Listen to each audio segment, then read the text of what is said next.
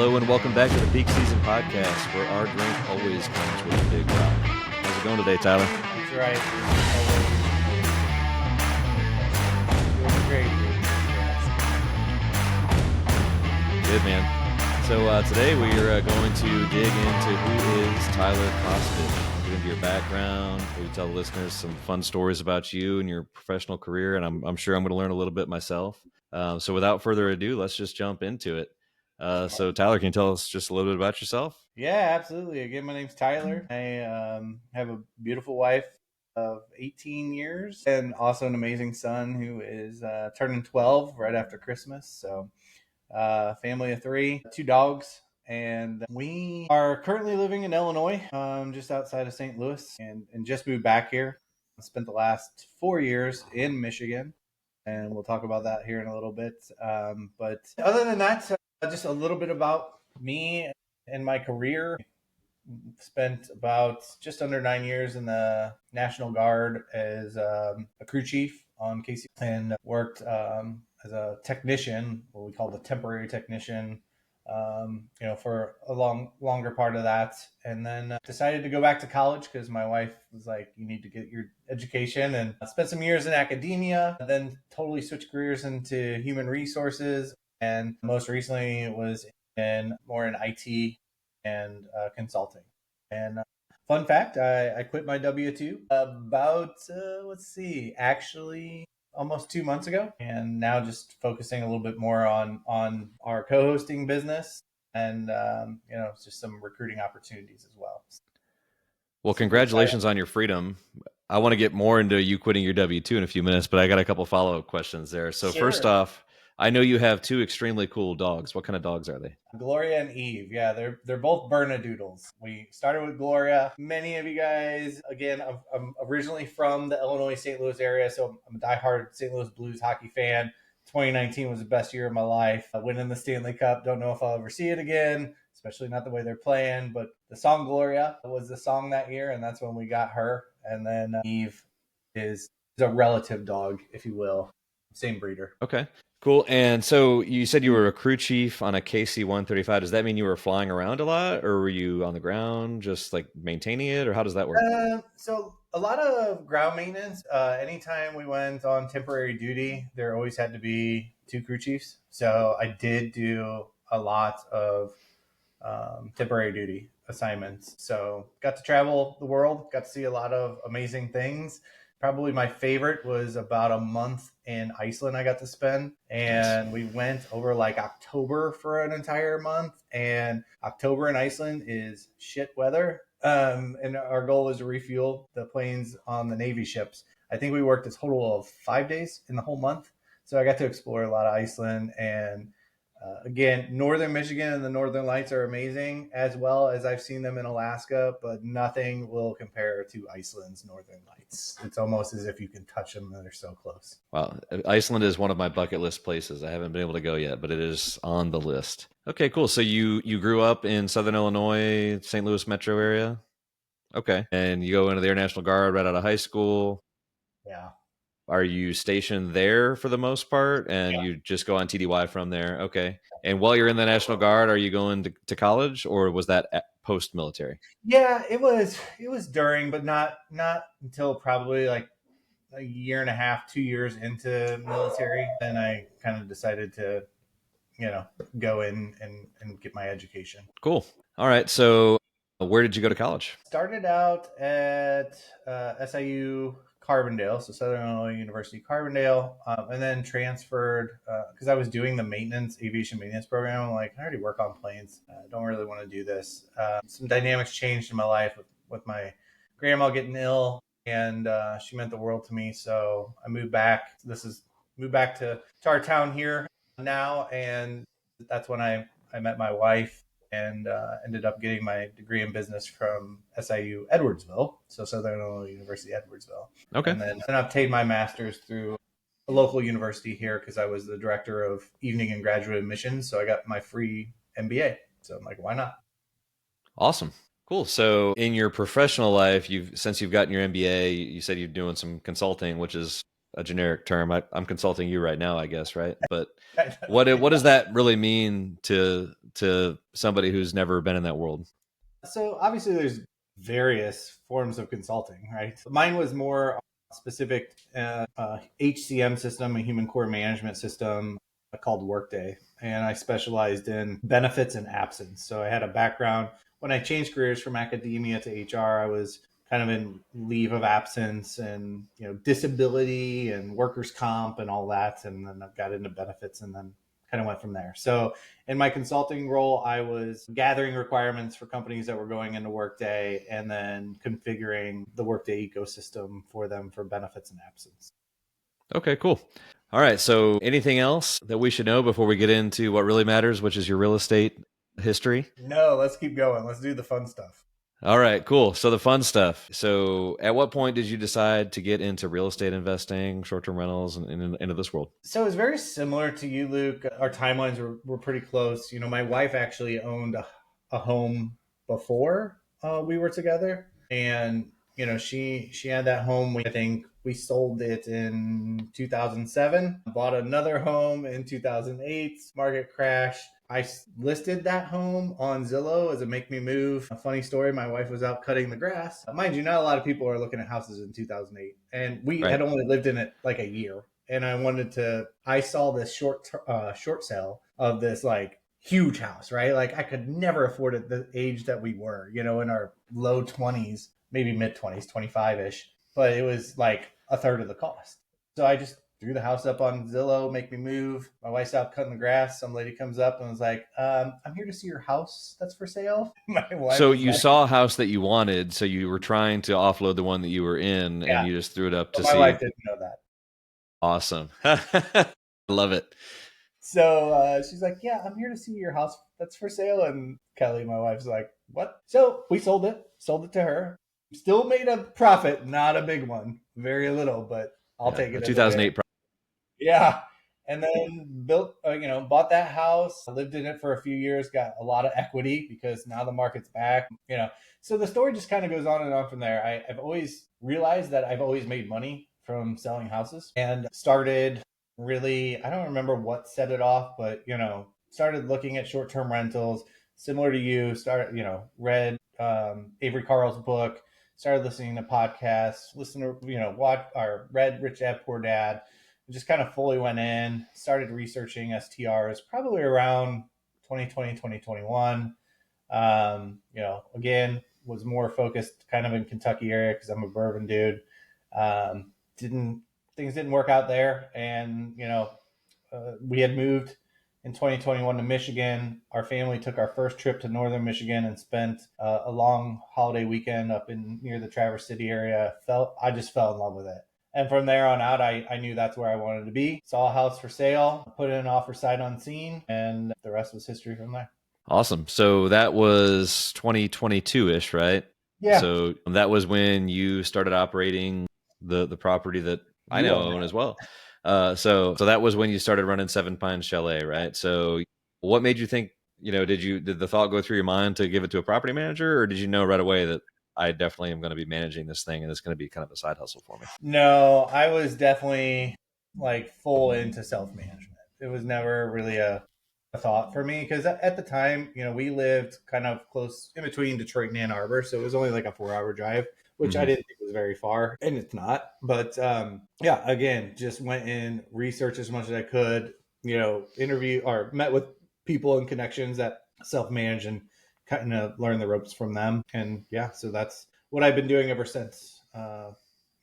With the properties. Very cool. So was there any like part of it that you've found to be especially, how about, let's do it this way. What was the area that you liked most about self-managing when you first started it? I So kind of coming from like in my academic background, it was kind of like academic recruitment. I've always loved getting to know people, meeting new people, building rapport with them, and I guess with that, although it's not hospitality, there was a lot of that kind of same aspect, and so I loved just the fact that I got to speak with these people, and these people wanted to stay in my place. I just always was fascinated with it. So I really think I really enjoyed the engagement with people. and hearing their stories and what brought them to the area. And that's really what I love the most. Very cool. Was there anything that you found particularly challenging or something that didn't come natural to you? Gosh, yeah, tons of stuff. I mean, just, the unexpected, right? The things that, Seven Pines is an older home built in the 70s, and with that comes things that break, and things that break in unexpected times or the worst times that you can imagine. And so that was a challenge, right? Not getting overwhelmed or freaking out was probably the biggest hurdle for me, because I would turn a molehill into a mountain. So I had to learn that it's not the end of the world. And again, that's where I really just learned the value of, automation and things that could help run the business easier, but also the importance and power of connections and meeting people, and those people that live there that could help me out. And really, that's the biggest lesson I learned, is just and took away from this, was people are the most important. Your cleaners, your handyman, my plumber was like my best friend at Seven Pines for the first 6 months, man. Anything and everything plumbing wise that could have went wrong. So we were BFFs. Awesome. It seems like, from what I could tell, it was a successful short-term rental. It's doing exactly what it's supposed to do. You guys were running it well. What made you decide that you wanted to move on and move up from Yeah. there?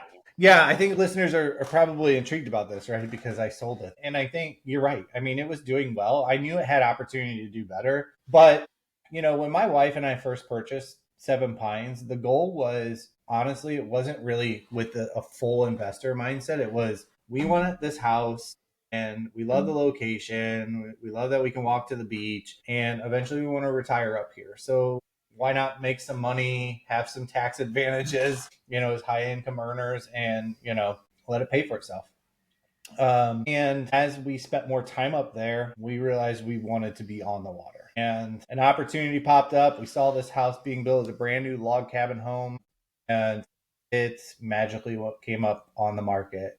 And literally that day it came on, I immediately called Kelly. She's like, put in an offer. Like, neither of us had a hesitation. Mm-hmm. One thing we didn't really think about was how expensive it was going to cost to do this, because Lake Michigan, waterfront, brand new log cabin home. Mind you, this is a shell of a cabin. It's not a completed home. But regardless, we want all in, because at this point now we're like, okay, this is our retirement home. This is where we want to be. So went all in, had to spend several hundred thousands of dollars to, finish this property out and do it the right way. And I knew at this point the differentiator I had with this home compared to the other homes in that area, and even stretch from Charlevoix down to Elk Rapids, was I had a unique property. It was a log cabin, right? Waterfront, flat lot, 100 feet of private waterfront. But I also had an opportunity, as I had a clean slate inside. So we did high end furnishings, and amenities, and that's where I knew I was going to differentiate myself with this property, and it did pay off. But because of that, funds were tight, and kind of needed to offload Seven Pines to help put some of that money from the sale of that house into White Birch Cabin, and that's why I sold it. I mean, honestly, hindsight, we probably could have got away with keeping it, but at the time, I was just kind of in a pinch. Yeah. Well, I'm glad you're in the pinch, because I absolutely love owning and operating Seven Pines. It's It's an amazing definitely the project. favorite place I've ever owned. I probably love that place more than I love my primary home. Yeah, I mean, smashing. it's got a special place in my heart. But the location is really unbeatable, and I think once you kind of set foot in that part of the world, you understand. Mm-hmm. But I would trade it in a second for your place down the street on the water. So I'm That curious. one I'm not selling to you, Luke. I'm sorry.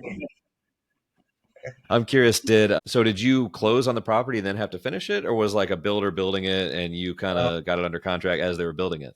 No, we had to close. So, of course, just like a lot of things in that area, Luke, how quick things go, right? So I literally put an offer 45 minutes after it went live, and there was, I think, I don't know, 7 offers before the end of night. And so, and I didn't think we were going to get it. There was, matter of fact, we didn't originally get it. Somebody offered like 200 grand over what we offered, and they backed out. And we were the next strongest offer, just because we're going to close immediately. We had funds ready to go. Like, we were probably the next strongest if you will. So So what did you use the same builder? we Or did you have to bring in your closed. own guy? No, so we closed in December of what was that, 23 on that house, and it took until July of 2024 to finish that house. Went with a very reputable contractor out in northern Michigan who builds a lot of homes, but I just got, again, we talked about this in your episode. Everything happens for a reason. Like, I don't even know how this happened and how lucky I got, because this guy, to this day, I built.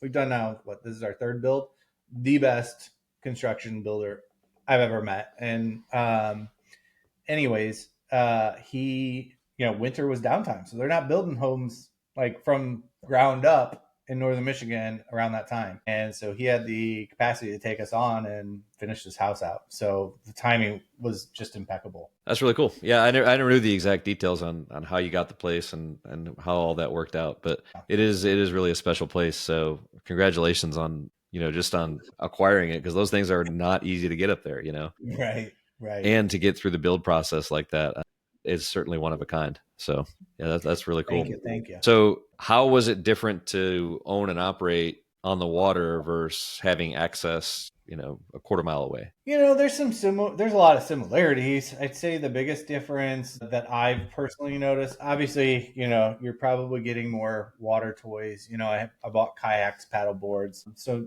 just being there, right? People aren't going to walk a paddle board from Seven Pines probably over to the beach, but now I'm on the beach or on the water. So, having that stuff. The challenges, I'd say, is that I didn't really experience at Seven Pines was just being so close to the water, like, heightens the amount of mayflies and gnats that are in the area because it's right off the water. So I think we talked about that in episodes and how I learned from that, and being proactive and transparent in my communication during those seasons to let guests know ahead of time, so they're not like coming in, the whole front porch is filled with, or the whole deck is filled with mayflies, right? And just, what can I do? Blowers, things of that nature, right? But I mean, other than that, I think it's pretty similar. There's not a ton. I feel like you get a little bit more. You do get sand. Like the logs get sandy. The windows get dirty real easy. Those are the big ones I think that stand out. Okay. Yeah, so just a little more maintenance and Yeah. things like that.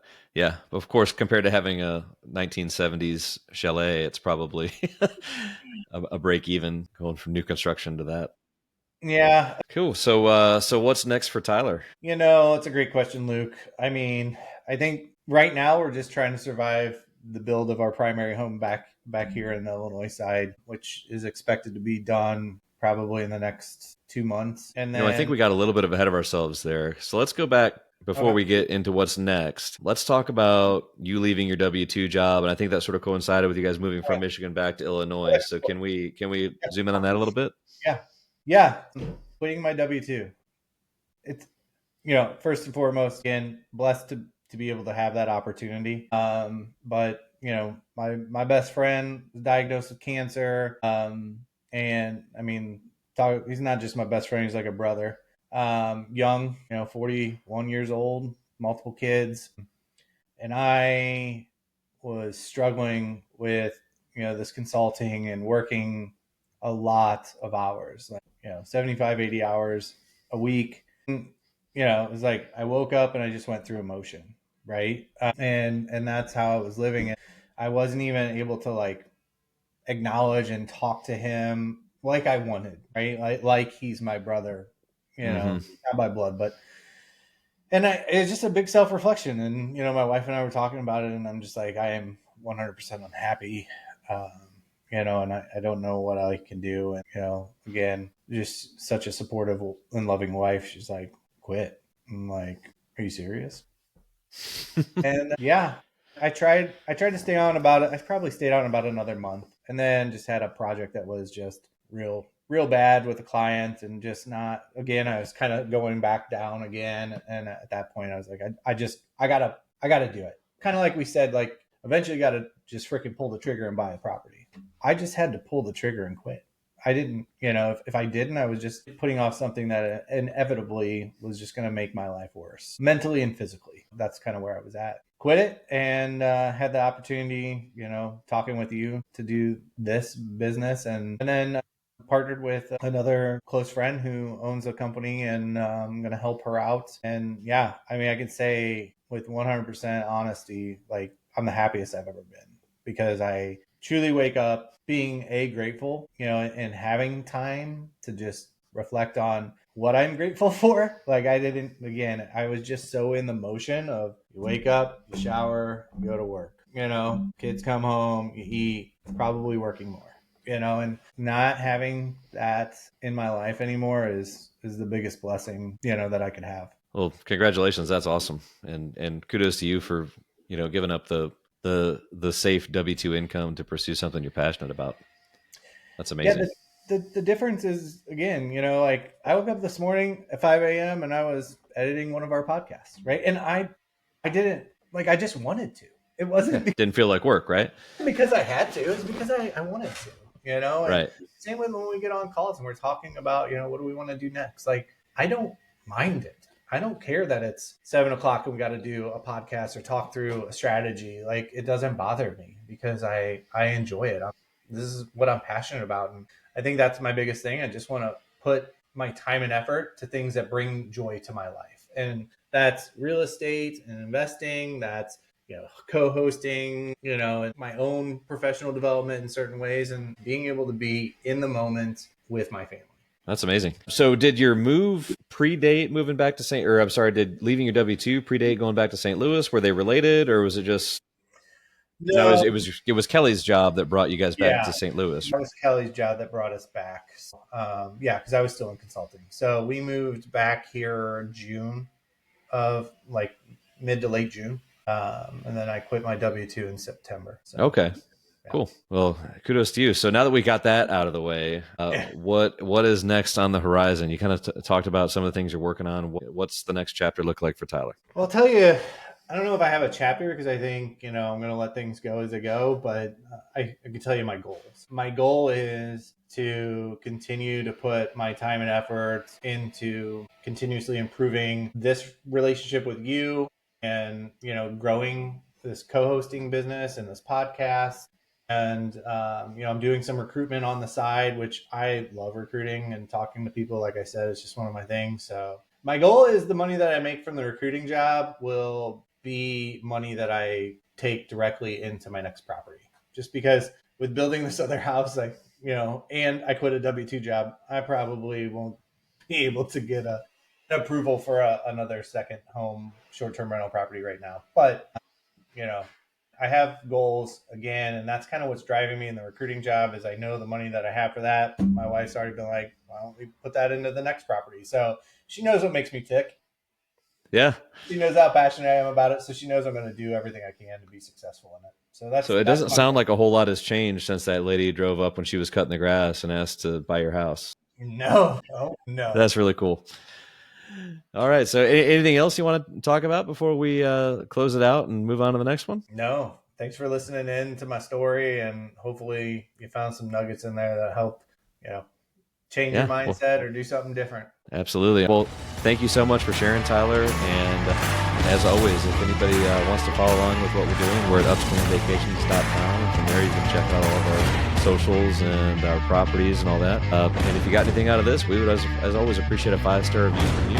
So we'll go ahead and close it out. Take care, everybody. See you in the peak season.